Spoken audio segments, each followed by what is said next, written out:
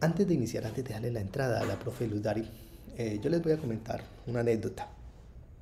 Resulta que cuando me gradué, recién graduado, en ciertas circunstancias me vi en una clase, bueno, en varias clases fueron, pero específicamente me acuerdo de una, en que uno de mis estudiantes, como que me miraba muy fijamente, estaba a la frente del salón, y me miraba muy fijamente y como que me seguía, ¿no? Me seguía con la mirada, y yo no entendía muy bien por qué lo hacía, ¿no? Hasta que, bueno, pero también me daba cuenta de que cuando yo le daba la espalda, como que hacía caras, ¿no? Hacía caras como que se perdía, pero me seguía mirando. Pues resulta de que ese estudiante es, no sé si es o era, yo me imagino que es porque era más joven que yo, es sordo, ¿no? Es sordo, y al finalizar la clase un compañero de él tal vez me dijo, profe, lo que pasa es que dentro del salón está este estudiante con esta condición, y yo quedé así como bueno, ¿y qué hice mal o qué yo debo hacer? Pues bueno, esa fue la primera vez que me vi en una circunstancia, la primera circunstancia que me vi que no sabía qué hacer. Y ahora analizando sobre esa situación y hablando con la profesora Luz Dari, me di cuenta de que pues, había cometido, digamos, un error. Iniciando, iniciando de que él me miraba y me seguía la cara, era para leerme los labios cuando yo estaba hablando. Entonces yo ni siquiera me percataba de eso, sino que cuando iba a explicar y escribía en el tablero y seguía hablando, pues él se perdía. No, se perdía. Ahora, mi clase era la clase para todos, ¿no? Para todos. Y pues bueno, le damos la bienvenida a la profe Luz Dari Cáceres. Ella es licenciada, eh, también está estudiando psicología, va a terminar psicología, va a ser profesional en psicología, y es magíster en neuropsicología educativa, no, especialista en educación inclusiva. Pero no les hablo más yo de ella, mejor le damos la bienvenida a la profe Luz Dari Cáceres. Bienvenida, profe Luz Dari Cáceres. Profe, muy buenas noches. Muchísimas gracias por esta invitación a esta página de microclase. Bueno, entonces muy contenta de hablarles de este tema porque definitivamente lo necesitamos. Nosotros no sabemos en qué momento nos podemos enfrentar a una situación en la que tengamos estudiantes, ya sea por una condición o simplemente por la diversidad, que también es otra forma en la que podemos apoyar desde la educación inclusiva. Entonces, muchísimas gracias por asistir, por querer aprender de este tema tan interesante. Y bueno, les cuento que también he sido docente durante más de 20 años.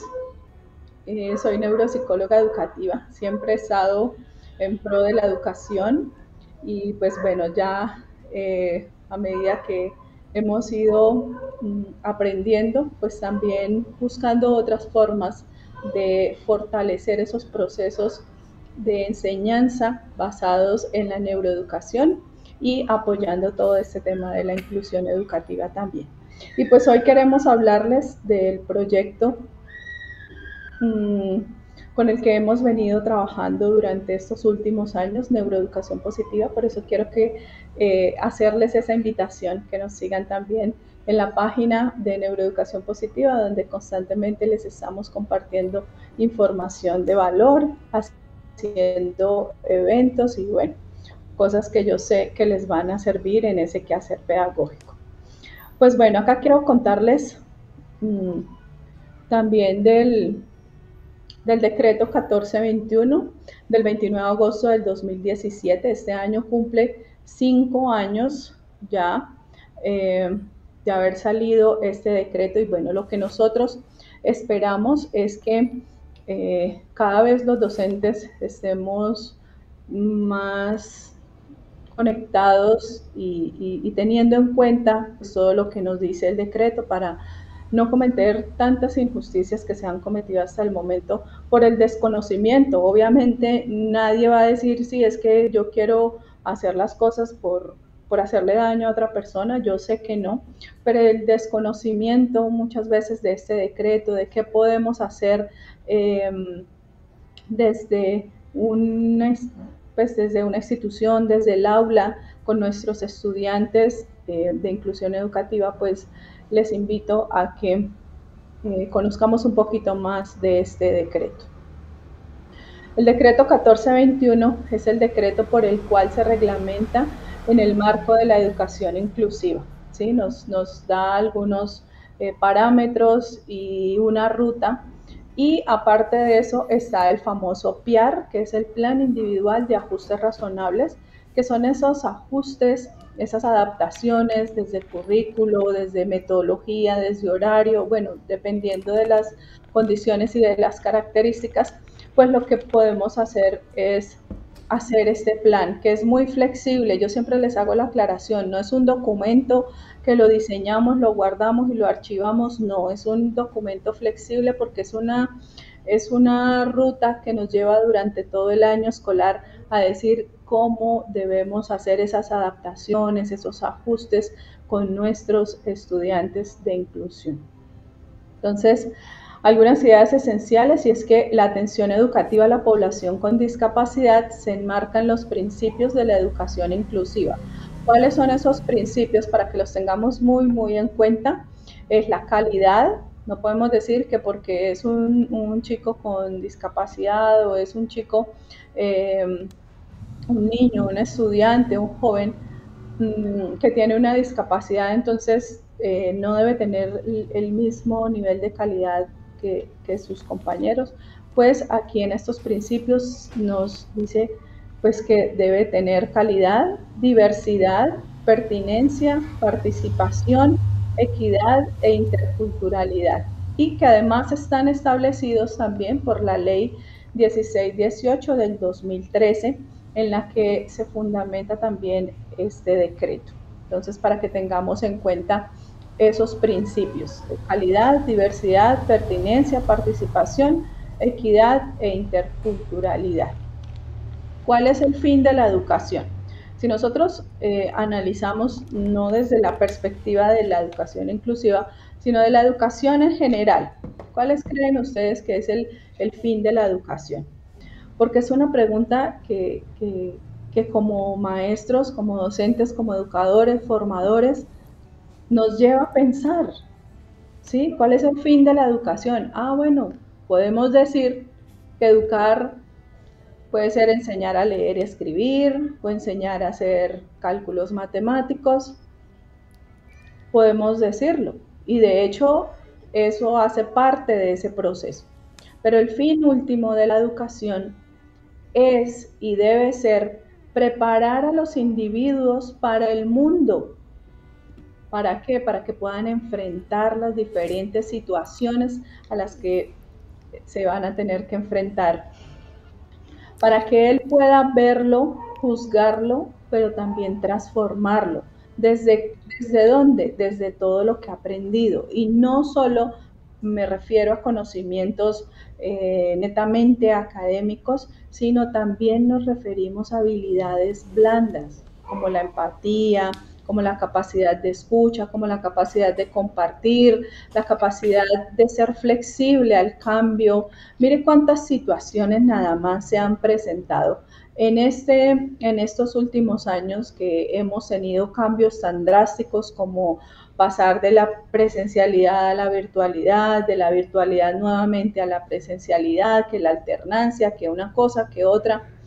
Para quienes no hemos tenido en cuenta que educar no es solamente enseñar conocimientos o transmitir conocimientos, sino es preparar a estos chicos para que puedan enfrentar al mundo y a todo a lo que se les pueda venir. Y no hablo de cosas malas, sino de cada una de las cosas con las que va a poder enfrentar. Pues es también de formar el carácter en cada uno de ellos. ¿Cómo lo hacemos? Con nuestro ejemplo también. Si ellos ven que nosotros somos simplemente como muy drásticos, por ejemplo, con el tema de los cambios, si nos cuesta entender que el mundo está cambiando, que todo está cambiando, y que como seres humanos una de las mejores formas de aceptarlo es siendo flexibles al cambio, ¿sí? No es cómo yo dejo que esa ola pase por encima y me venza, sino cómo puedo aprender a surfear esa ola, no porque nunca vaya a tener que pasar, porque las olas van a tener que seguir surgiendo y saliendo. Es decir, las dificultades pueden salir de una manera, llámese COVID, llámese situación familiar, llámese economía, bueno, por cualquier lado puede salir una ola. ¿Y qué es lo importante de eso? Que no nos quedemos pensando que solamente con las herramientas que estamos utilizando y las estrategias, ellos van a aprender a surfear estas olas. Entonces, para que tengamos esa claridad respecto a cuál es el fin último de la educación. Entonces, ¿de dónde desprende ese decreto 1421? ¿Por qué? Primero, pues porque en el artículo 67 de la Constitución Política de Colombia dispone que la educación es un derecho de las personas. Entonces, de ahí partimos que ya no podemos decir, no, es que si tiene una condición, si tiene un diagnóstico, si tiene una dificultad, una discapacidad, o viene de otro país, o viene de otra etnia, o tiene otro idioma, entonces no lo podemos recibir. Entonces, no, ya eso no es una excusa porque tenemos el derecho a la educación. Y también en la Ley 115 de 1994, en el artículo 46, en el que se dispone el derecho a la educación. Y por supuesto, en el decreto 1075 del 2015. Entonces, miremos que todo esto no es solamente como algo espontáneo que sale, sino que viene también dándole una trazabilidad como derecho que también debemos tener en cuenta. Bueno, vamos a entrar ahora a uno de los elementos más importantes que menciona el decreto 1421 y es el plan individual de ajustes razonables. Este plan se aplica cuando ya las estrategias del DUA, que es el diseño universal para el aprendizaje, no han superado el nivel de dificultad que tiene el estudiante. Es decir, ya nosotros habíamos tenido en cuenta que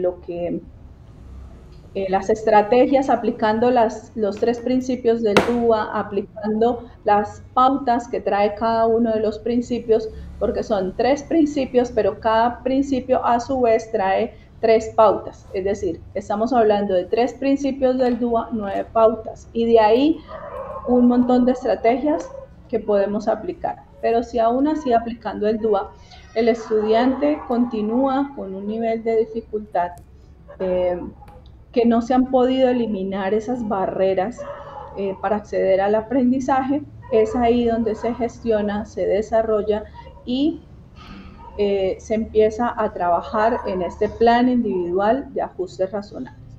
Pero ahora nos preguntamos, ¿qué son los ajustes razonables? ¿Sí? Son las acciones, adaptaciones, estrategias, apoyos, recursos, modificaciones necesarias y adecuadas del sistema educativo y de la gestión escolar que persisten a pesar de que se incorpore el diseño universal. Lo que les decía ahorita, si a pesar de que ya se han aplicado las estrategias del diseño universal y todavía persisten esas dificultades, es ahí donde aplicamos ya esos ajustes razonables, que pueden ser adaptaciones, que pueden ser solo estrategias, que pueden ser apoyos, que pueden ser recursos, depende de la condición de cada uno de los estudiantes. Por eso es individual, porque incluso en una de las instituciones donde apoyaba el proceso de inclusión educativa, habían 2 estudiantes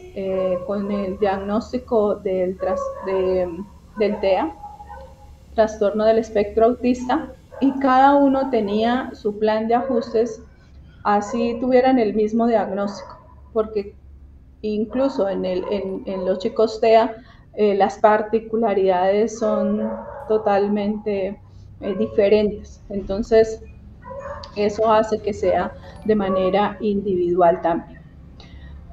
Aquí en la construcción e implementación de los planes individuales de ajustes razonables, PIAR, pues viene en el decreto como un derrotero, como una ruta que nos lleva de qué debe contener ese documento, ¿sí?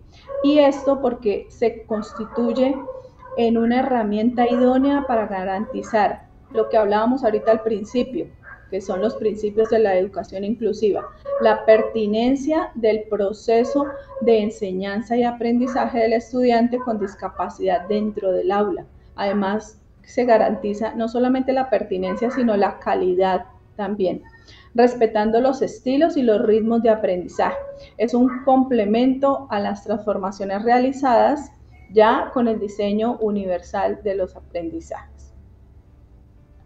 En el PIAR, pues hay necesidad también de comenzar con una descripción del contexto general del estudiante dentro y fuera del establecimiento educativo. Entonces, esa descripción debe ser muy clara. El estudiante vive en la zona rural de tal municipio, vive con sus padres, su principal actividad en espacios o en horarios libres es esto, en el colegio también, como, o en la escuela o en la institución educativa, cómo es la descripción de ese contexto del estudiante a nivel social, a nivel de familia, a nivel de situaciones, por ejemplo, quién es la persona que lo apoya, digamos, con los compromisos académicos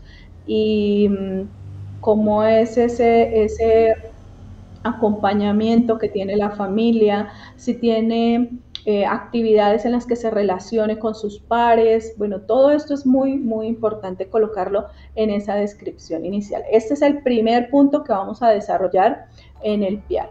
Luego viene lo que es la valoración pedagógica o psicopedagógica. Si hay psicopedagogo en la institución, pues preferiblemente que lo desarrolle la psicopedagoga o la psicóloga o el orientador o una persona.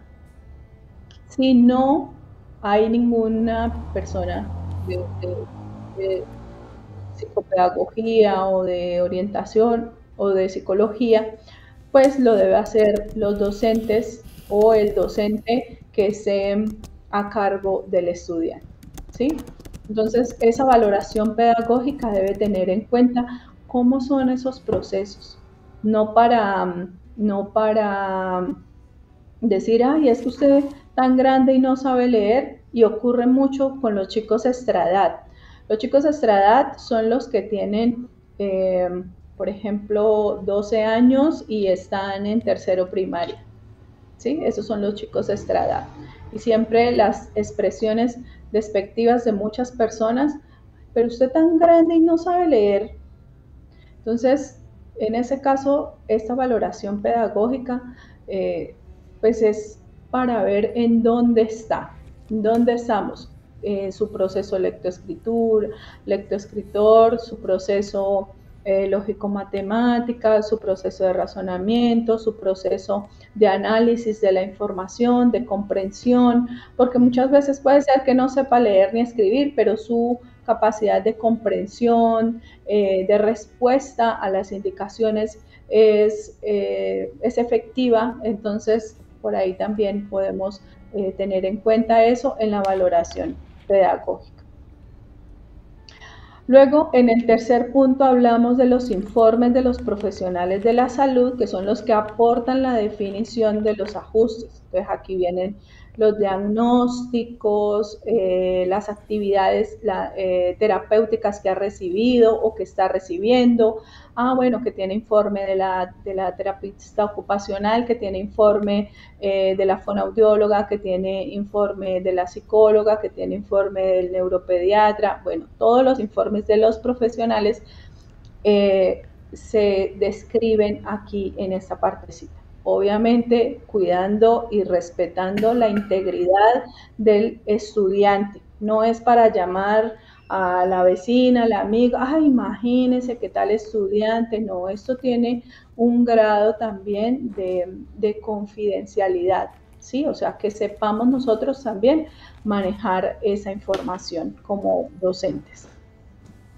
Luego hablamos de los objetivos y las metas de aprendizaje que se pretenden reforzar. Entonces, ya teniendo en cuenta el contexto, la valoración pedagógica, los informes de los especialistas, el diagnóstico o lo que tengamos, porque es posible incluso que nos tengamos que guiar solamente por la descripción del contexto y la valoración pedagógica, porque en muchos casos no se tiene el diagnóstico claro.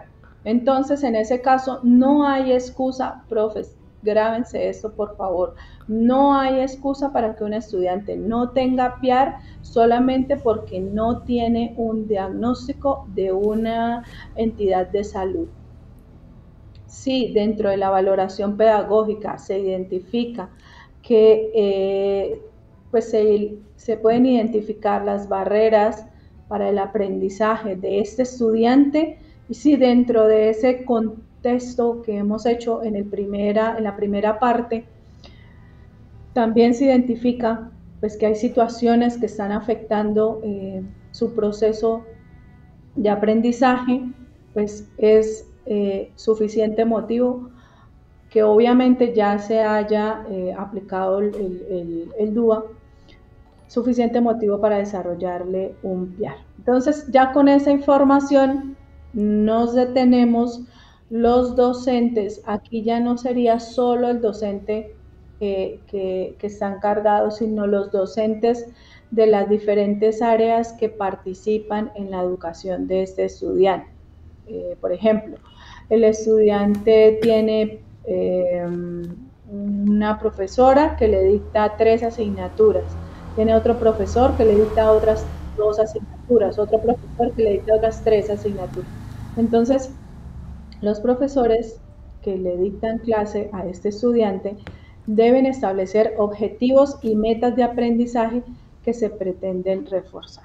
Entonces, ¿a dónde queremos enfocarnos y cómo vamos a hacer para lograr?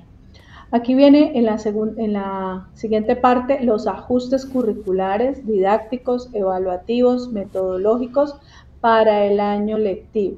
Entonces, no necesariamente debe tener ajustes curriculares, no necesariamente didácticos, evaluativos. Pueden ser todos en alguna condición que tenga el estudiante. Generalmente se hace con estudiantes, por ejemplo, que tienen déficit cognitivo leve, que tienen un grado de discapacidad en el que amerita tener todo esto.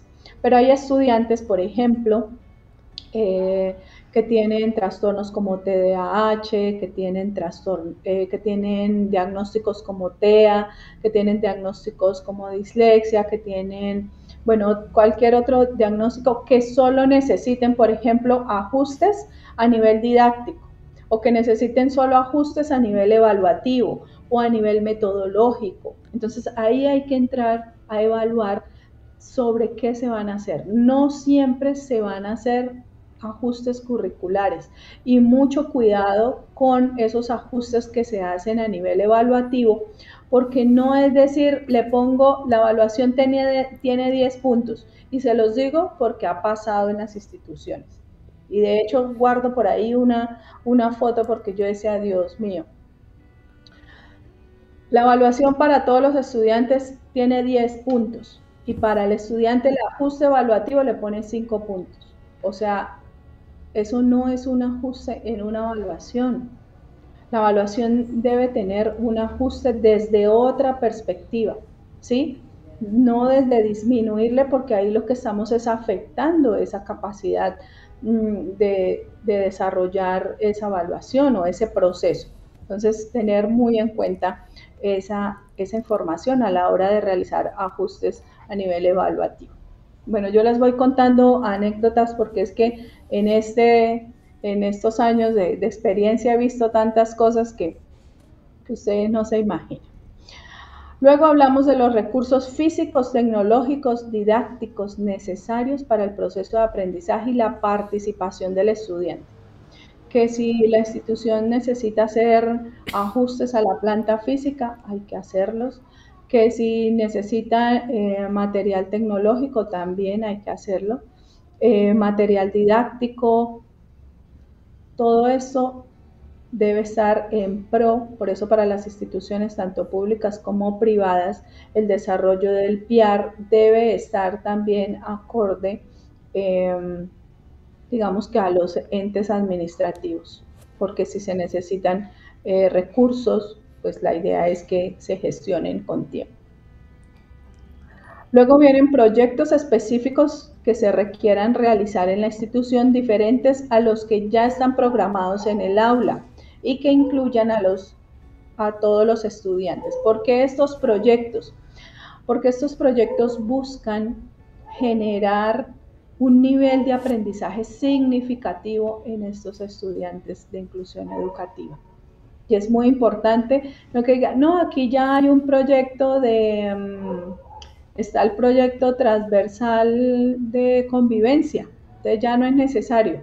No, ese es el proyecto que siempre ha estado en el colegio, pero ¿cuáles son los proyectos innovadores, llamativos, pertinentes, adecuados para fortalecer el proceso de aprendizaje de los estudiantes con alguna condición, con alguna dificultad?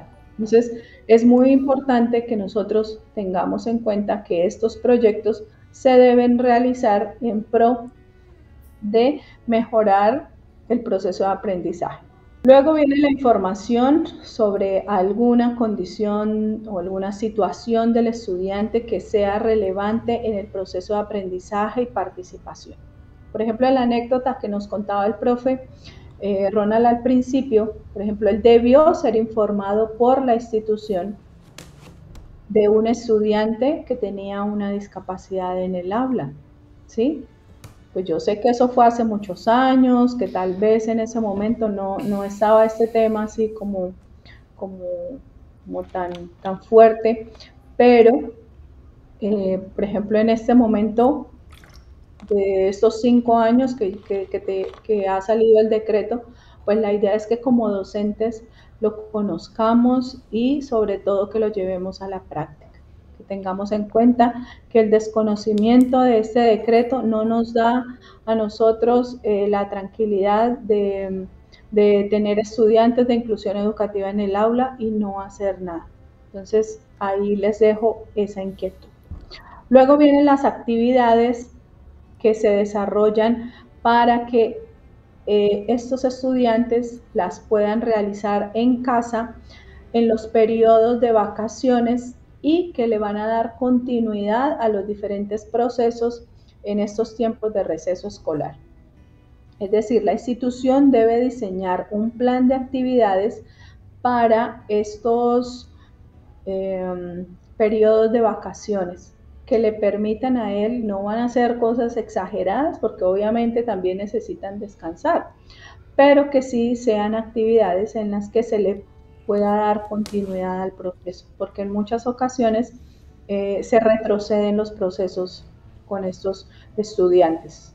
¿Por qué? Porque se deja mucho tiempo en el que no se han hecho actividades y lo importante es que la institución les apoye con la orientación de estas actividades y que los padres de familia tengan el compromiso de realizarlas también en casa. Una pregunta que siempre me hacen, siempre en todas las capacitaciones que hago, en los cursos, bueno, siempre que hablo de inclusión educativa y del PIAR. ¿Quiénes realizan el PIAR? Bueno, el diseño del plan individual de ajuste razonable lo lideran él o los docentes, por eso les hacía ahorita la aclaración, de aula con el docente de apoyo, si hay, con la familia y si se puede con el estudiante. ¿Por qué digo si se puede? Porque a veces hablamos de estudiantes, por ejemplo, que están muy pequeños o que su condición o su diagnóstico no les permite, ¿sí?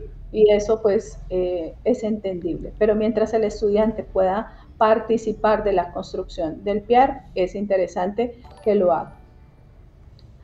Y pues según ya la organización escolar, pues participarán los directivos docentes y el orientador. Se deberá elaborar durante el primer trimestre del año. Estamos hablando de los meses de febrero, marzo, abril, si es calendario A. ¿Por qué es tan importante? Porque vamos a saber cómo trabajar con este estudiante por lo menos el primer periodo, luego hacer un análisis, una revisión y miramos si esos objetivos, si esas metas, si esas expectativas que nos habíamos planteado con el estudiante realmente se cumplieron. O si por el contrario tenemos que hacerle ajustes, ya sea porque no se cumplieron o porque se cumplieron pues más de lo que habíamos planeado. Entonces, cualquiera de las condiciones pues que nos permita tener esos ajustes. Se actualizará anualmente y facilitará la entrega pedagógica entre grados y también entre instituciones. Lo primero que le deben entregar con el boletín al final de año a ese estudiante debe ser el plan individual de ajustes razonables si va para otra institución. Tener en cuenta eso también. Listo, profe. Bueno, muchas gracias por esa explicación. Hay algunas preguntas que han dejado por aquí. Hay una específicamente bastante larga, la voy a leer ahora, de la profe, de la profe Joana Granados. Escribió bastante. Vamos a ver. Dice la profe Joana, dice, soy licenciada en psicopedagogía y trabajo como educadora especial. En las instituciones en las cuales estoy trabajando tenemos estudiantes con discapacidad, pero algunos no tienen diagnóstico y por lo tanto ellos no aparecen en el CIMAD registrados como inclusión educativa. Los docentes son exigentes y ellos no hacen ajustes a los estudiantes que no tienen DX, diagnóstico, Sí, es DX, diagnóstico. Sí, diagnóstico. sí. Bueno, continúa luego. Dice, por lo tanto, se realiza la valoración psicopedagógica, pero no podemos diagnosticar estudiantes, porque no somos profesionales No, clínicos o de salud para tal fin. no, no se puede. Entonces pregunto, ¿cómo se hace si no tienen diagnóstico, pero se evidencian dificultades de aprendizaje durante la valoración?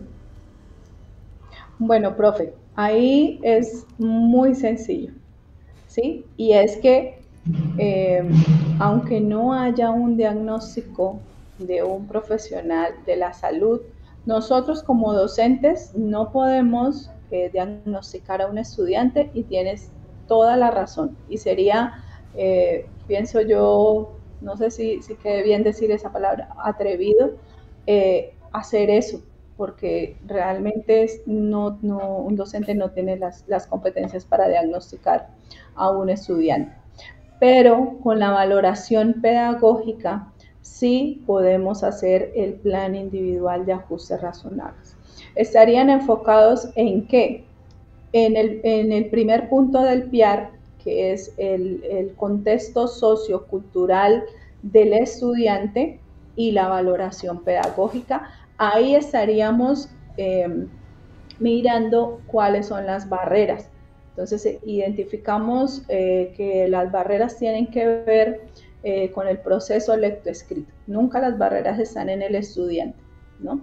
Entonces, ahí empezamos a hacer ajustes. No tienen que ser ajustes trascendentales. El tema con el CIMAD es porque pues él sí tiene unas casillas para determinar cuál es el diagnóstico. Pero desde la valoración pedagógica podemos identificar qué situaciones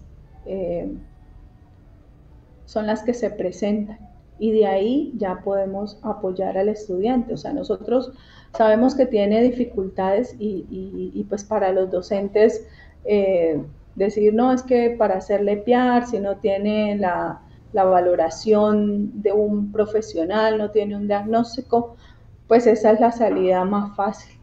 Pero nosotros desde desde el aula podemos ver si, bueno, es un estudiante que se le dificulta, eh, digamos que el proceso de lectoescritura o se le dificultan las matemáticas, pues en el plan individual de ajustes razonables podemos colocar no necesariamente ajustes desde el currículo, pero sí desde la metodología, sí desde las estrategias, sí desde la evaluación, que no tengan una incidencia mayor. Pero, y pues insistirle a los padres de familia de que se le haga ese proceso de valoración por especialistas. ¿Listo, mi profe? Listo, profe. Por aquí hay una pregunta que no sé, usted me dirá si se puede responder. La Angélica María Gualtero Pinzón dice, ¿qué costo tiene el curso? ¿Hay un curso de eh, neuroeducación positiva? Sí, nosotros tenemos un curso con el que orientamos a los docentes de manera pues más amplia que lo que hemos explicado en el día de hoy. Y pues, ¿es la profe Angélica? Angélica María. Sí, entonces, profe, en la página de Neuroeducación Positiva están los números de contacto. Ahí nos puedes escribir y te damos información más detallada de este curso, las fechas que inicia, el costo, la duración, porque nosotros lo hacemos con sesiones en vivo, donde ustedes puedan preguntar, puedan exponer incluso los casos, les compartimos plantillas. Por ejemplo, yo les entrego en el curso la plantilla de valoración pedagógica, la plantilla del PIAR, o sea, para que realmente hagamos el trabajo bien hecho. Pero ahí en los números de la página de Neuroeducación Positiva, ahí nos puedes contactar. Listo. La profe Jessica Maya le responde a la profe que hizo la pregunta ahora, a la profe Joana, Sí. y pues yo creo que merece leer lo que ha escrito. Dice, Sí. hola Joana, te cuento que también soy de la profesora de apoyo pedagógico de mi institución y también se Ajá. presentan estos casos. Sabemos que el trabajo con los padres de familia debe ser constante. En mi institución como Uh-huh. profesional realizamos las respectivas remisiones y constantemente tenemos comunicación con los padres de familia preguntando cómo va el proceso, es decir, cansarlos hasta que obtengan el diagnóstico. Sí, Además, insistirles. Además es hacerlo consciente de la importancia del diagnóstico para acompañarlos y brindarles la mejor educación, porque sin un diagnóstico el estudiante es tratado como todos, aún sabiendo que tiene algunas dificultades. Como Sí, profesionales, eso pasa. como profesionales acompañamos hasta donde el padre de familia nos permita. Les brindamos todos los recursos, pero también necesitamos que ellos nos ayuden. Totalmente de acuerdo lo que dice la profe.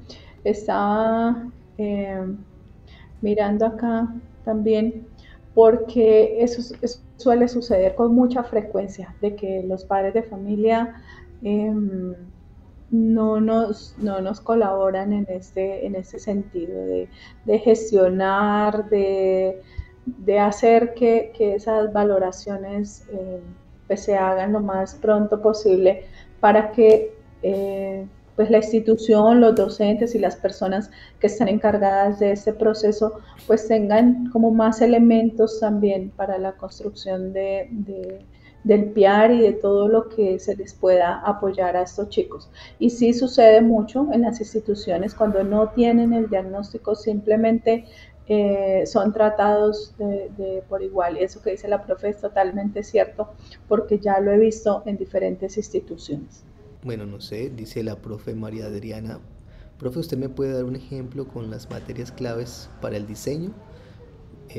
No sé, profe, si se puede responder esa Bueno, pregunta. generalmente depende del diagnóstico que tenga el estudiante. Entonces, si son estudiantes, por ejemplo, que pueden abordar, perdón, todas las asignaturas, El plan individual lo haríamos con todas, pero si es un estudiante que por su condición se abordan solamente las básicas, entonces el plan individual estaría enfocada en las básicas sin descuidar, por ejemplo, las artes, la educación física, actividades que son muy importantes para ellos porque les ayudan en su proceso. Entonces, no, que como no sabe leer ni escribir, entonces vamos a ponerle en la clase de artes a que repase lectoescritura. No, de hecho, la clase de artes es la que le va a ayudar en ese proceso teniendo estrategias adecuadas para que él las pueda desarrollar. Pero sí, profe, ya para cerrar la respuesta, depende mucho también de la condición del estudiante. Entonces, si quieres, pues también luego de la transmisión me puedes escribir por interno si tienes un caso en particular, lo revisamos y te doy algunas sugerencias ya más puntuales respecto al caso que tengas ahí. Bueno, profe, aquí hay, digamos, una opinión, no sé, tal vez acertada, merece su análisis. Dice, buenas noches, pero la inclusión no existe en este país y en muchas instituciones los niños con condición o discapacidad no reciben calidad educativa. Es una triste realidad que en este país el tema de la inclusión esté dado por intereses mmm, no muy acorde a lo que realmente es la calidad y el derecho a la educación. Por eso siempre que hablo de inclusión educativa comienzo desde el derecho a la educación, porque muchas veces decimos, bueno, sí, le damos la oportunidad de que ingrese a nuestra institución, pero dentro de la institución no hacemos nada por ese estudiante. Y es una doble moral, ¿sí? Porque por un lado decimos, sí, está en la institución, pero no hacemos nada.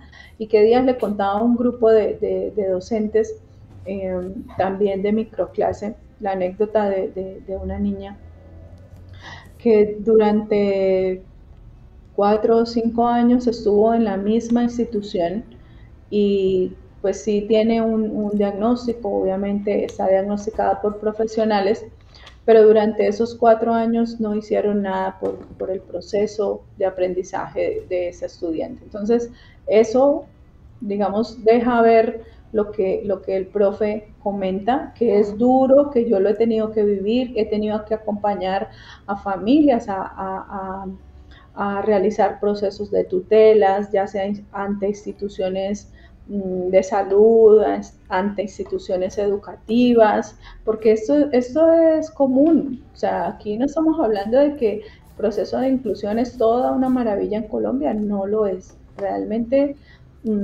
cuando nos ponemos a analizar los casos, situaciones, o a veces cuando hago capacitaciones en diferentes instituciones y me hacen preguntas muy puntuales y yo les digo también, les hago la reflexión y qué han hecho por estos estudiantes.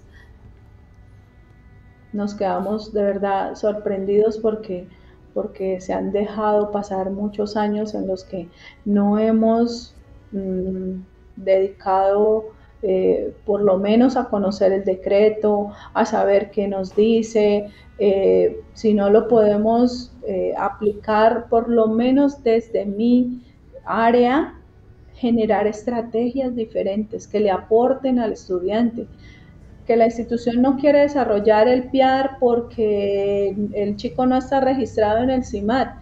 También he visto esos casos, pero cuando hay un profesor de corazón y de vocación, se dedica a hacer esos ajustes a nivel personal y también lo he visto. Y conozco el caso de un niño, incluso un niño TEA, que debería estar diagnosticado. No está diagnosticado que porque no tiene que el servicio de salud, que no sé qué, ahí se tiran la pelota de lado a lado. Entonces, ¿qué ha hecho esta profesora con este estudiante? Hacer ella a modo personal esos ajustes no desde el currículo, sino desde las estrategias, desde la metodología, desde la misma evaluación, que no tengan implicaciones, obviamente, ante el comité de evaluación, pero sí ha mejorado la calidad de la educación en ese estudiante, ha mejorado sus procesos de aprendizaje y han hecho una labor maravillosa. Entonces, a veces, sí, yo sé que la excusa de que no está registrado en el CIMAD, de que no está diagnosticado, sí, esa la tienen muchísimos docentes, pero quienes realmente están comprometidos con la educación y de lo que hablábamos al principio, de que la educación no es solamente vista desde ese proceso de transmitir conocimientos o de transmitir información, sino de formar a estos chicos para la vida y sobre todo cuando ellos deben desarrollar habilidades para la vida que en muchas ocasiones no las tienen. Entonces es ahí donde también nosotros nos concientizamos, somos más empáticos y creemos que el cambio de la educación no está en la cantidad de leyes que tenga un país, sino en lo que yo puedo hacer desde mi entorno laboral, desde lo que yo puedo hacer día a día con mis estudiantes. Desde ahí se generan los verdaderos cambios también. Listo. Entonces, aquí hay una que dice, como docentes, ¿dónde podemos encontrar? Bueno, no es una pregunta, bueno, me voy a leerla. Como docentes, ¿dónde podemos encontrar las actividades que nos puedan ayudar para educar a niños con diferentes problemas cognitivos y auditivos? Bueno, en ese caso, pues desde el DUA se plantean tanto los principios como las pautas, y las pautas nos abren a nosotros como docentes un abanico de posibilidades. O sea, es que un docente que hoy en día no conozca el DUA, que no esté trabajando el DUA, es como un panadero que no conozca la harina de trigo. Así de sencillo. Y suena crudo, suena duro, pero hoy en día un docente que no sepa y que no esté aplicando el DUA, definitivamente debe ponerse la tarea, ¿sí? Y nosotros les podemos apoyar. Tenemos este curso de inclusión educativa en el que trabajamos un módulo completo de DUA.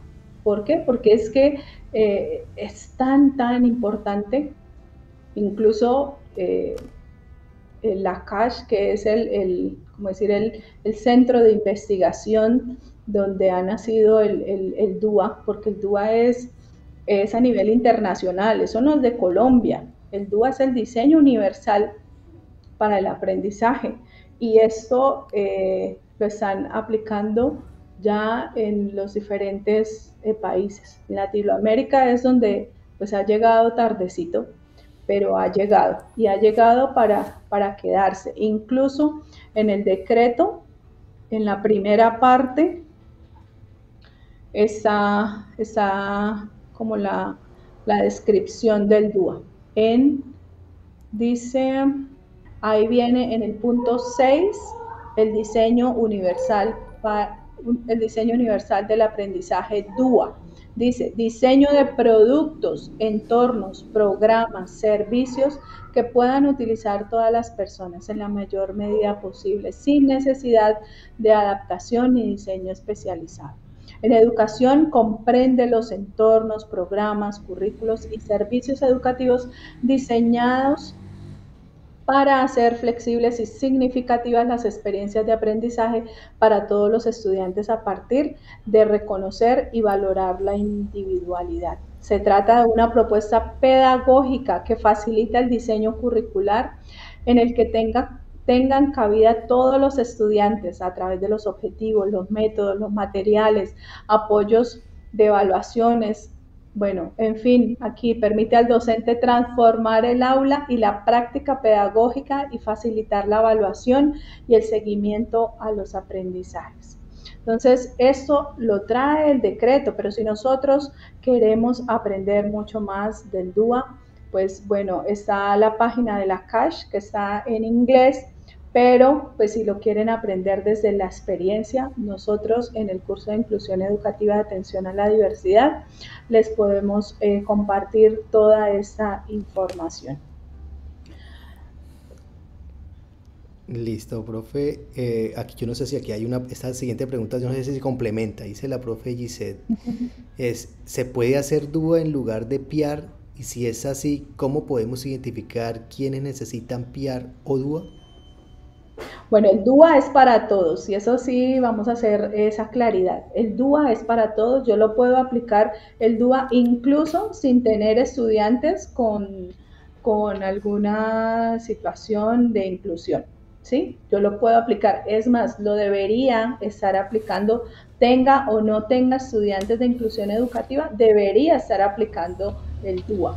Simplemente, ¿por qué? Porque es la mejor forma, esto no va ni siquiera a afectar el PI, ni va a afectar los planes de área, ni nada, viene a fortalecer. Incluso a mí me preguntan, ay, pero es que mi colegio es de la pedagogía Reggio Emilia.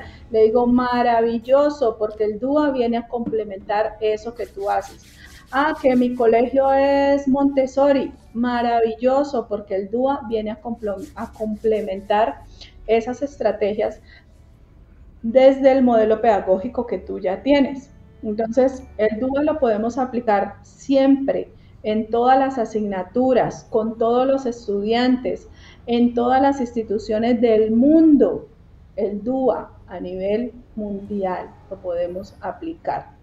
Pero el PIAR nos dice, si las estrategias y los principios que trae el DUA no son suficientes para que el estudiante pueda acceder al aprendizaje, entonces debemos diseñarle unas estrategias puntuales de acuerdo a su condición, de acuerdo a su diagnóstico, de acuerdo a sus necesidades. Entonces es ahí donde aplicamos el PIAR. ¿Listo, mi profe? Bueno, ya aquí vienen, digamos, unos agradecimientos en los mensajes, leemos algunos y yo creo que ya llegamos a una hora. Siempre recuerde que hacemos una sesión de una hora en microclase. Esa es la microclase, el tiempo de la microclase. Dice Joana Granados, muchas gracias, me interesa el curso, bendiciones. Dice por acá otro, dice buenas noches, gracias por compartir tan valiosos conocimientos. Marta García. Con muchísimo gusto. Javier, me imagino, Javier, dice PIAR, Proyecto Individual de Ajustes Razonables. Bueno, y yo creo que aquí hay más. Dice, ¿el decreto? Dice plan. Pero plan. Si lo manejamos como proyecto, pues no tiene interferencia. Y bueno, aquí han dejado más mensajes y son largos. Los padres, bueno, los leo así rápidamente. Dice, muchos docentes no saben cómo trabajar en el aula. Es que aquí se pusieron a hablar de forma interesante, dejar comentarios interesantes. Muchos docentes, porque son cosas reales. Muchos docentes no saben cómo trabajar en el aula y los niños con discapacidad no pueden aprender porque muchos docentes no saben cómo trabajar. Yo soy docente de básica primaria y ahora que soy docente sé que realmente no hay una política de calidad para la educación de nuestros niños. Luego dice Jamie, esto no es así, que el padre de familia acepte que su hijo tiene algún tipo de limitación. Al padre de familia no acepta y en muchas ocasiones considera que el responsable del no avance de sus hijos académicos en el colegio, me imagino, es el colegio, profesor o institución. Sí, es que en la primera etapa para los docentes, de los padres de familia, perdón, es la negación de la condición de sus hijos. y es, desde psicología es totalmente entendible esta primera etapa. Lo que pasa es que hay muchos padres de familia que se demoran mucho en esta etapa y afectan un montón el proceso de sus hijos, porque así la institución tampoco puede avanzar, porque mientras ellos no sean conscientes de que su hijo necesita un apoyo, pues para la institución va a ser también un poquito difícil poder abordar esta situación con tranquilidad. Profe Luz Dari, muchas gracias por traernos a cuento este tema. Yo eh, poco sabía el tema, ¿no? En la institución donde estoy hay casos y pues que, digamos, me ha pegado un timbrazo para decir, bueno, ¿qué es este decreto? ¿Qué es lo que, cómo puedo hacer para hacer mejor las cosas, ¿no? Con estos casos particulares. Entonces, pues muchas gracias por Claro traer a que cuento sí, este tema, muchas gracias por aceptar la invitación con mucho gusto. muchas gracias por ser parte también del grupo de estudio de microclase, ¿no? Entonces, muchas gracias a las personas que todavía siguen en la transmisión y que asistieron a esta transmisión, muy amables. Sé que el segundo tema que les gustó es neuroeducación. No sé si finalizamos, profe Lutari, con una abrebocas y si de pronto se puede aceptar una invitación luego, usted me dirá. Bueno, yo quiero hacerles, pues bueno, una invitación porque a mí este tema de la neuroeducación, pues me apasiona. De hecho, siempre quise que este proyecto Neuroeducación Positiva fuera mi proyecto de vida, donde yo pueda aportar a las familias, a los docentes y a las instituciones, porque como les decía, nosotros no cambiamos el mundo criticando, juzgando, sino aportando.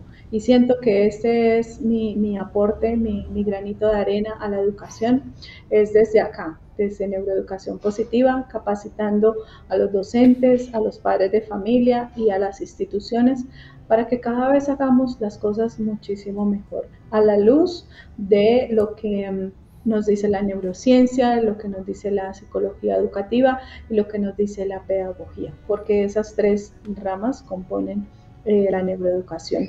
Hacerles una invitación también a que me sigan en las redes sociales, Neuroeducación Positiva, en Facebook, en Instagram.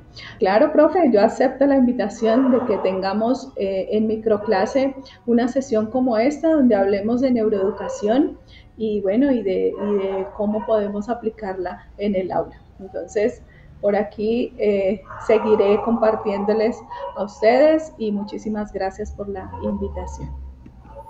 Bueno, muchas gracias entonces, profes, por aceptar a esta invitación a esta transmisión. Espero que el tema les haya gustado. Espero de que eh, si les gustó lo que se trabajó aquí con la profe Luz Dari, dejen por ahí su corazoncito, que eso nos ayuda bastante a que otros profes lo vean, ¿no? Eso no.